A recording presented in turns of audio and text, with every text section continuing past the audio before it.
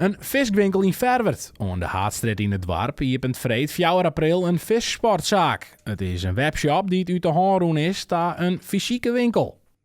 Een visser heeft niet één hengel, ook niet één molen, dus dat is echt huge en heel veel. En door beperkte tijd aan mijn zijde zoeken we toch een bepaalde expansie. Nou, en dat is eigenlijk een fysieke winkel geworden. Ook een webshop die over de hele wereld verstuurt. Dan gaan de vliegendozen die gaan naar Japan, kunsthaars gaan naar Finland, Mitchellmolens naar Amerika voor verzamelaars.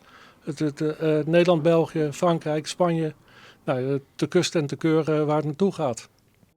Zeilemaker komt zelfs uit het dorp en wil de winkel dicht in de buurt houden. En voor het personeel hoeft hij hielendal naar 4 van huis te zieken. Ik pak het samen op met mijn 2 zoons. De ene die vindt de winkel helemaal geweldig, actief meehelpen met de winkel opzetten, inrichten, prijzen. En de andere die zit graag met zijn neus in de cijfertjes en die helpt me mee met de boekhouding. En doordat dan wordt het een familieproject. En een hele mooie leerschool voor ze. Maar een vrouw wie de webshop en een fysieke winkel had Zeilemaker alleenig zelfs geen tijd meer om de dobber uit te smieten.